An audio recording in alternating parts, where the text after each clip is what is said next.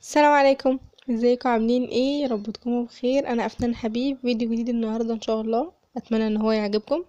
هنعمل مع بعض رولات الجلاش بالمحشيه لحمه مفرومه بطريقه سهله جدا، او بيقولوا عليه البوريك التركي. هنعمله بطريقه سهله جدا،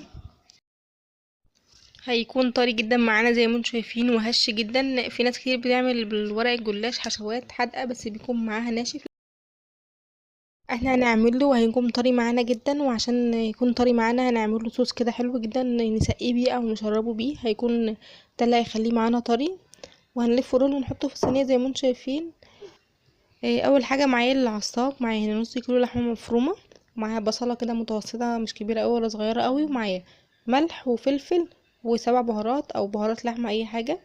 اول حاجه احط طاسه على النار او صينيه واحط فيها شويه زيت، ممكن سمنه او زبده، المواد الدهنيه دي براحتكم خالص. وهنزل بالبصلايه الاول اشوحها شويه كده لحد ما تدبل، وبعدين هبقى انزل اللحم. انتوا ممكن تنزلوا البصل زي ما انا نزلته كده الاول وتخلوه يدبل، او تنزلوا اللحمه المفرومه الاول تخليها تاخد لون كده وبعدين تبقى تنزلوا البصل، او ممكن تنزلوا الاتنين مع بعض. انا بصراحه ساعات بعمل البصل الاول وساعات بنزل الاتنين مع بعض، بيديني برضو نتيجه حلوه جدا. هنزل اللحمه بقى واشوحها كويس جدا مع البصل لحد ما تبدا تغير لونها، واقلب بسرعه عشان ما تفتتش، ما تعملش كتل معانا كده، احنا عايزينها تبقى مفتته كده هقلب فيها زي ما انتم شايفين كده عشان ما تعملش كتل زي ما قلت لكم. وبعدين اول ما تبدا تغير لونها شويه هنزل البهارات، احنا قلنا بهارات ملح وفلفل وسبع بهارات او بهارات لحمه. زي ما انتم شايفين بدات تغير لونها اهي. بعد ما انزل البهارات بقى اقلبها كويس جدا لحد ما تبقى تستوي كده واشيلها من على النار خالص. هنا خلاص معايا اللحمه استوت خالص، هشيلها بقى تقريبا كده بس كده وهشيلها خلاص طالما اتاكدت انها استوت هشيلها. معايا بقى الصوص اللي انا قلت لكم هنشرب بيه اللي هيخلي معانا البوريك هش جدا. معايا هنا كوبايه من اللبن، نص كوبايه من الزيت، ونص كوبايه من الزبده او السمنه اللي انتوا حابينه. معايا هنا بيضايه، ومعايا ملح وفلفل، ومعايا معلقه صغيره بيكنج باودر ومعلقه كبيره دقيق.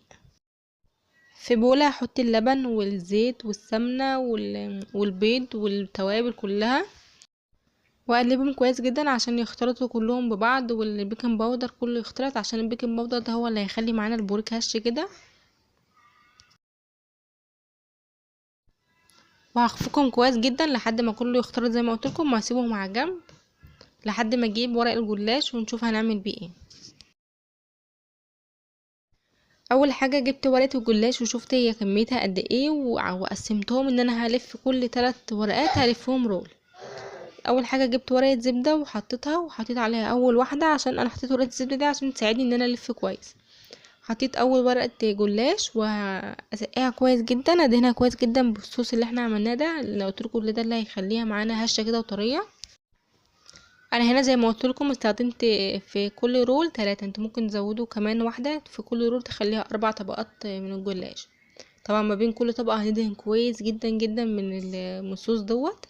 انا هنا دهنت اول واحدة وحطيت ورقة الجلاش التانية برضه وهدهنها كويس جدا زي المرة الاولى. وندهن كتير كده يعني ندهن بذمة كده عشان ده اللي هيخلينا زي ما قلت لكم هش معانا. ونشتغل بسرعة عشان بس السمنة او الزبدة ما تجمدش مننا والصوص ممكن يكون تقيل معانا، نشتغل بسرعة عشان يكون خفيف كده يبقى سهل ان احنا ندهنه. هحط بقى تالت ورقة زي ما قلت لكم برضه وهدهنها كويس جدا.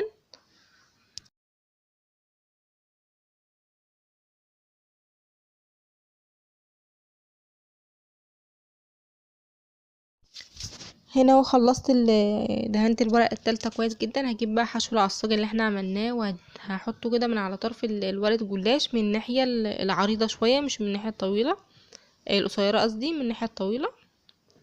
هنحط الورق بالعرض كده زي ما انتم شايفين وهحط الحشوة فيه وهلفها رول كده كويس، نقفلها بس كويس واحنا بنقفلها عشان الحشوة ما تقعش مننا زي ما انتم شايفين.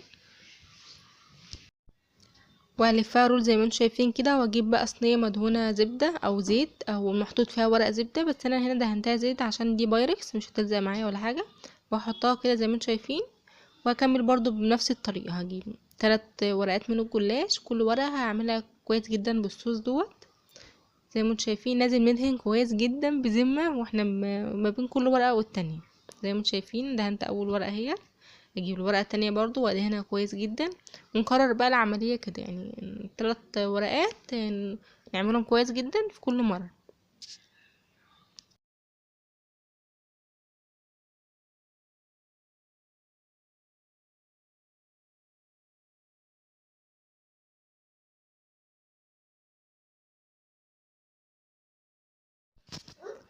هنا حطيت الورقة التالتة برضو وادهنها كويس جدا بالصوص دوت، زي ما قلت لكم نعمل بسرعة عشان الزبدة او السمنة ما تجبنش مننا.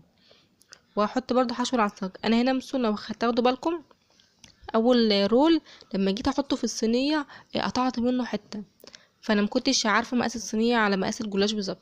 المرة دي هعمله بالطول، بالحتة القصيرة مش الطويلة، بالطول عشان ما يقطعش منه حتة اما اجي احطه في الصينية. زي هتاخدوا بالكم دلوقتي انا لفيت الرول دلوقتي بالطول، انا كنت المرة اللي فاتت عاملاه بالعرض، هلفه بالطول دلوقتي.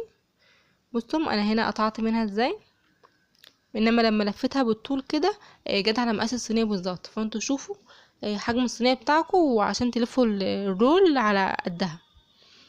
هعمل برضو كملها بنفس الطريقه، احط اول ورقه واعملها بالصوص، وبعدين احط الورقه التانية اكرر نفس اللي انا عملته بالظبط. زي ما انتم شايفين ما خدش مننا وقت، طريقته سهله جدا، مش هياخد مننا وقت لما نيجي نعمله غدا سريع كده يبقى حلو جدا. برضو البوريك ده يبقى حلو جدا في العزومات او في رمضان. رمضان جاي اهو، كل سنه وانتم طيبين، اعملوه بقى فيه حلو. تغيير شويه عن الجلاش باللحمه المفرومه او الرقاق باللحمه المفرومه اللي احنا متعودين عليهم، ما بيتغيرهمش ده، لا ده حلو جدا نغير فيه، وبقى حلو جدا كمان في العزومات زي ما قلت لكم، وبقى تقديمه حلو جدا على السفره. اتمنى تجربوه لانه فعلا تحفه.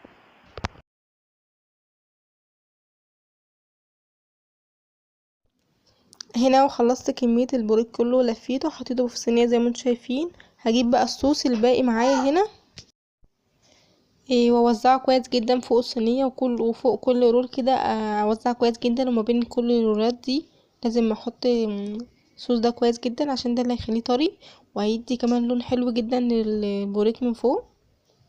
زي ما انتم شايفين انا بحط كتير جدا، باقي كله صوص هحطه مش هرميه خالص، ده برضه هيخليه طري معانا. واقطع بقى بالسكينه على الاصابع على الحجم اللي انتوا عايزينه بس. هنا بقطعه، بعد ما اقطعه اجيب برضو بقيه الصوص اللي كان معايا، اعمل برضو شويه من على الوش كده وادخل ما بين فتحات السكينه اللي انا قطعتها دي. بعد ما اخلصه خالص بقى اغطيه بورق فويل او ستريتش واحطه في التلاجة لمده ساعتين او اكتر، او ممكن نعمله من بالليل وتاني يوم الصبح ندخله الفرن، بيبقى حلو جدا جدا. كل ما بيقعد في الصوص ده والخلطه دي بيكون طري جدا وهش معانا جدا. بعد ما اخلصه بقى ادخله فرن سخن جدا على درجه حراره 200 من تحت بس، لحد ما ياخد لون ذهبي من تحت، وبعدين اولع الشوايه عليه. انا بس مشكلتي مع الشوايه بتاعتي بتكون حاميه جدا فبتلف بتاخد الحاجه لون زياده، بس هو على فكره بعد ما خد لون زياده كمان طري مش ناشف ولا حاجه. عايزه اقول لكم ان هو كان بيغلي في الفرن وكان ريحته تحفه جدا جدا، كان ما شاء الله كانت ريحته جميله جدا. بصوا طري جدا ازاي، على فكره هو لسه سخن وشايفين. لما طلعوه من الفرن سيبوه يهدى كده بس شويه، وغطوه بفويل او بفوطه بس يرتاح شويه عشان يفضل طري معانا. زي ما انتم شايفين شكله عامل ازاي، هش جدا وما شاء الله اللهم بارك، طري جدا ازاي. قدموه بقى في طبق، كل مثلا صباعين 3 في طبق كده، حتى في تقديمه بقى جميل. احنا متعودين ان الجلاش المحشي لحمه مفرومه ما بنيجي ناكل الحشوه بتاع منه ويبهدل، لا ده ماسك نفسه كده وحلو. اتمنى يا رب يعجبكم ويكون الفيديو عجبكم. طبعا لو عجبكم متنسوش تعملوا لايك، تشتركوا في القناه، وفعلوا الجرس عشان يوصلكوا اشعار باي وصفه جديده بنزلها. كنت معاكم افنان حبيب، مع السلامه.